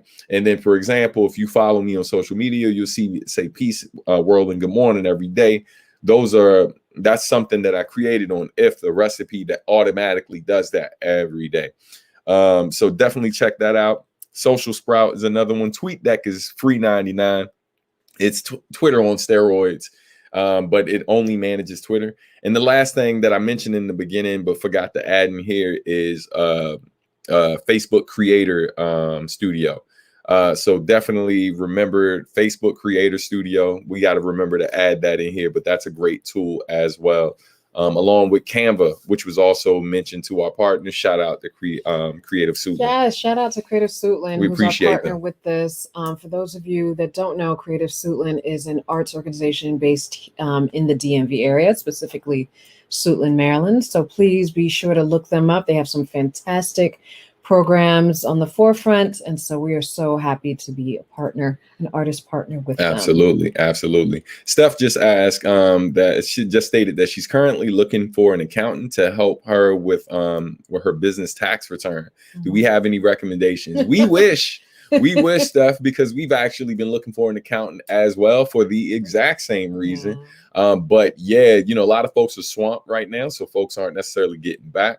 We'll talk to you offline about what we've done in the past and give you some information. What I would recommend, and this is what we're doing, is if you, because H&R Block and some other, and we're not sponsored by any of them, right, but a lot of these text preparers are, a lot of them are independent or freelance accountants. And so therefore, when they're off season, which they are now after April 15th, they might be eligible for, individual services. So that's something I would recommend starting with them. Yes, absolutely. For trademark, you could check out uspto.gov or LegalZoom. And then if you are looking to create like URL redirect / shortening sites, you can check out Bitly. Buffer does it. So there's Hootsuite, Linktree, Smart URL, which is my personal favorite, Tiny URL short link generators. All right. Let's keep it moving. How many minutes we got? We're good. Time check. All right. All right, cool. So here are a bunch of resources for musicians. All right, everyone strap in. So audio hosting websites. While of course most of you are probably familiar with SoundCloud and YouTube, even though YouTube is associated with video, you can still upload your audio to it. If you are not familiar or using Bandcamp, shame on you. You should be ashamed of yourself. Bandcamp is one of the best sites out there for independent musicians. We do not work for them, but we have met with them in the past, and they are just super helpful, and they really are about supporting indie musicians, and they're hands down some of the best folks out here. If you're not familiar with what was it, Bandcamp Fridays, which they started doing during the pandemic on the first Friday of every month. They allow artists to keep 100% of all the royalties, like for any music that's sold from 3 a.m. that Friday Eastern Standard Time to 3 a.m. the following day. So definitely check out Bandcamp. They have a plethora of services out there. Bandcamp.com/guide. Bandcamp.com/guide basically will tell you everything you need to know about how to leverage Bandcamp. Another good site to check out, and I've been trying to do better because I used to add my music there a lot, is AudioMac. It was actually created by the folks at djbooth.net, but it's a great site that's starting to become somewhat of, well, not starting, they've been a force for quite some time, and is underused as well. Digital distributors that's out there. Of course, everyone knows about CD Baby, DistroKid, TuneCore, but some other alternatives out there. AWOL, they are application only, but if you get approved, they take 15% of your royalties as opposed to charging you up front to release your albums. So it might be worth checking out. Another one that's good to check out is Amuse, because Amuse actually offers splitting similar to DistroKid, but they also operate kind of different because it's almost like they're looking to see what artists end up doing numbers, and then the ones that end up doing some numbers that they feel like is worth investing in, they ultimately offer you a better contract with the company and give you access to some of their additional services. So definitely check it out. Real quick, we got a question from Jesse King. Thank you for your question. For music promotion, would you recommend putting yourself just under one name as opposed to multiple? For example, having a name that's specific to hip hop while having one where I'd advertise for other genres. I mean, I see what you're saying, and we do have affiliates who do that. I mean, just understand that it's twice the work. There's that. Then also understand too that you have a lot of artists nowadays who basically are like cross genre, right? Who rap, sing, and produce and do a lot of different things, and are kind of operating across multiple different lanes. So I mean, yeah, I'd put yourself out there, like, all under the one moniker at first, just to kind of see like what you can do to build that up, because it might be really, really difficult. It might be really difficult to it's hard enough to do it for one. It definitely gets harder the more names you're trying to push, but I understand the logic in doing it. I absolutely get that. But I think if you communicate with your audience and let them know that you're a person that, like, this is what I do and I can do a whole lot of other things, and so just understand that I'm gonna give you a little bit of this, I'm gonna give you some of this, I'm gonna give you, like, if you're communicating with them and kind of giving them an idea, basically letting them know to expect the unexpected, right? And then not put you in a box. That might be difficult for like some of the newer people who are discovering you, but like for your hardcore fan base, you build that rapport and those expectations. I think it might be a bit helpful. All right. That's what's up. Yeah, Bandcamp's awesome. Shout out to Kevin. Good to see you up in here, man. Shout out to all of our folks who are loyal supporters, man, and some of the folks in here who are clients as well. All right, other things to check out: grant opportunities, advocacy, etc. Look up Americans for the Arts. Also remember that we will be making this available to the different people who participated. So if you're a person who actually donated, so we have your information, you will receive links to these documents and stuff. So you don't have to write down feverishly right little thing. We'll send it your way. And understand that this video will live on both our YouTube channel and our Facebook channel as well, so you can come back and reference it at any time. So please share it, and if you haven't hit that like button for whatever reason, I don't know why, if you haven't done that yet, please do that so it can be more visible and other people can get this info. You want to take a break? Yes, please. Oh my God. Well, I'm sipping this water. I'm just going. Where's my water? I don't even know where my water is. Please, Mrs. Robinson. Okay. So for grant opportunities and advocacy, so Americans for the Arts is a great organization that actually does provide advocacy opportunities for artists, both visual and performing artists. And then you also have Grammy, that is known for doing a lot of things with youth as well as adults. You wanted to add something? Yeah, make sure that if you are not a part of your local Grammy chapter, right, absolutely, consider joining. If you've released work professionally, you should do some research to find out about your local Grammy chapter, because most people are just going to tell you, oh, like, I don't really need to vote and this, that, and the third. I mean, if you're a person that complains about the results every year, then you probably should vote. But it's not so much about that side as it is the resources that they make available, different opportunities that they make available, different partnerships that they have. And then more importantly, being able to connect with some of the professional musicians in your region. You always feel like maybe you don't get a seat at the table. I mean, it costs $100 to be a member for a year. I'm not saying you got to do it and then keep doing it, but try it out for a year, see what type of relationships you're able to build, especially when things open back up, and then see if the resources that you got were worth it. That's something I've done here in the DMV, and I've built a lot of friendships, relationships, and have gotten plenty of opportunities. In fact, the first experience with consulting that we ever had was because of a conversation I had at a Grammy event. And I was just talking to someone, and then an audience of like 15, 20 people gathered around to hear that information. And that turned into our first consultation. So definitely want to consider that. Yeah. There's also the ASHI Fund. So if you are located in the DMV area and are for Black women, particularly for Black women creatives, ASHI Fund is an independent grantor that provides grant services and funding for Black female artists. We also have emergency. Yeah. Yeah. So sorry. No, you got it. You got it. Go ahead. Go ahead. You got it. No, go ahead. You know, if you know more about that one. Emergency is a organization that gives out micro grants. They give out like small amounts of money, I believe, from $150 up to $500 to emerging artists. Mm-hmm. So definitely check out that website because the application just opened back up yesterday, actually. So they just want you to submit like a short video with a sample of your work. Yeah, definitely worth checking out. And up next, local arts councils. So with local arts, basically we put that down there because I mean, different local arts organizations call it different things. Some will be an arts council, some will call it various names.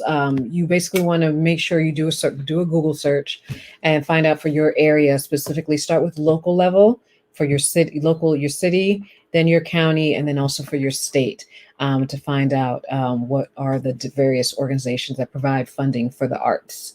And then you also have the National Endowment for the Arts, which we talked about. I mean, they're just great as a general resource. They do on occasion have different opportunities for individual artists as well, where they have different grants that you can apply for. Again, all of them are very competitive. So you definitely want to put your best foot forward and put your strongest work samples, and just make sure that your application is tight so that, it could stand out from the plethora of other artists that are listed with them. Next level, Stan has personal experience with them. That is affiliated with the U.S. government as an ambassador. Mm-hmm. Next level deals with hip hop specifically, particularly with MCs, DJs, beatboxers, aerosol artists, right. Like graph artists. Mm-hmm. Yeah, and what they do is a program that sends artists abroad to work in different countries, to do conflict transformation through your discipline. So, for example, hopefully this year, if depending on how things go with the pandemic, myself along with Diamond D, shout out to Hannah, and several other artists that I'm going with. I know all their names; it's just escaping me right now. But we're going to Haiti and to do conflict transformation, right? And so it's a great program. They pay the artists to do this. It's paid training. You get to be a part of this bigger network. And then once you become alumni with the program, they actually give you access to more grant information about different opportunities happening around the country. It's just an awesome program. And then last in this section is the YouTube Creator Academy that you can sign up for free. Just do a quick Google search, YouTube Creator Academy. And it's basically like, it's YouTube classes, right? For like a week. So for example, for my personal page not my personal page, but my music page on YouTube, at the time I signed up for these classes, I only had just under 4,000 subscribers. And like currently I'm just shy of 8,000 right now. And a lot of the things that I learned to kind of help build my channel and make it a bit more successful was through those classes. So definitely check that out. Next up is performance rights organizations. So that way you can collect your publishing from your music being played on the radio. Also being like when your music's played in venues and different spaces. Even through some streaming radio as well. So check out ASCAP, BMI, or CSAC. Now, CSAC is invitation only, while ASCAP and BMI require that you pay a fee to become a member. All right. We do have a few comments. I just discovered the platform Discord. Yes. Have you tried it out? Yeah, very familiar with Discord. Shout out to the hip hop community on Discord. There was a Discord hip hop community that was ran by a homie of mine. Shout out to Jeff. And they basically have tens of thousands of members in this one board. And to the point that it's so popping that they're interviewing like big hip hop artists. So like, for example, the week they interviewed me, the guest that they had before was Pusha T on Discord. Like just being asked questions about his coming releases. So yeah, Discord is definitely worth checking out as well. some podcast recommendations for you all. First and foremost, if you ain't listening to our podcast, Artistry, then our feelings are definitely hurt. But yeah, you should you should definitely subscribe to our podcast, Artistry. We interview full-time creatives. Last week's guest was the homie Asheru. Some of you may know him from the TV show The Boondocks. But he talks about a lot of the work that he's done over the years, his music career, but also the youth work and advocacy and activism that he's been doing. Who's our next guest on the podcast? Brian B from Pratt. Brian Lanise. Brian Lanise. He is a Emmy Award-winning creative who does a lot with film work. So we're looking forward to meeting with him. We've met with a lot of different artists, both visual and performing artists. We have a good amount of folks for this season, for season 2. This is our second season, so we're very excited. So yeah, I mean, it's great for inspiration. If you just want to listen and hear about a person's artist's creative journey. Highly recommend. And what's great about this season too is that because we doing it live this season, now, of course we have our questions prepared, but if you want to be able to come on live and ask a question to the artist, you can do that. Before last season was our first season. It was all pre-recorded. Can I say that? I'm sorry. You can't help it. I'm sorry. But y'all can't see our faces. We finish each other's sentences. There it is, right. She clearly didn't like that though. It's okay. Right. Go ahead, Mrs. Robinson. No, I'm sorry. I'm done. I was just like, good Lord. Good Lord. You see, she snapped on me, right? Yeah, y'all saw that.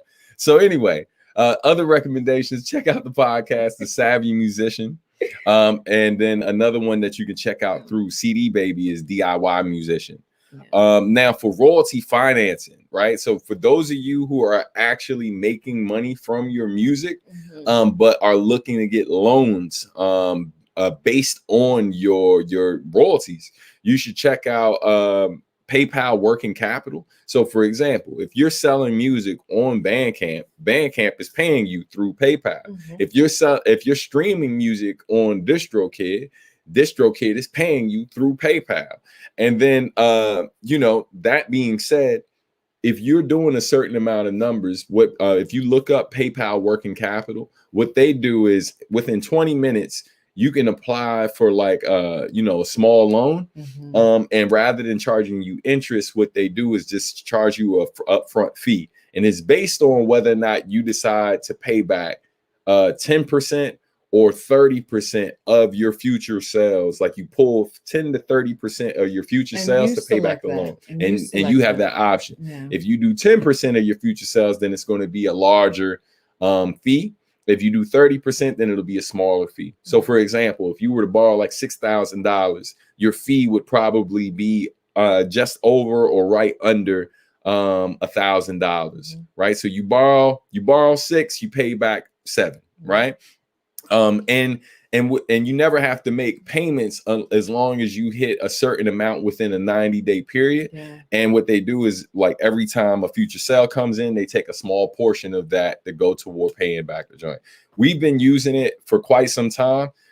We've taken 3 loans out through it, and it's never taken us a year to ever pay this stuff back. I mean, it's different for different folks, but it's been a great help for our business. So if you have a steady stream of income that's coming in, you're not hurt by it so much. But if you are not seeing that much, then it might be more of a struggle. Wow. No, he was like, Kevin said we're hilarious. Laugh out loud. Black love. I know, right? Husband and wife team. It was bound to happen. We were on our best behavior, y'all. Just for you. Couldn't make it through the full video just though. You know what I'm saying? All right, we got 2 minutes left, so let's zoom through these.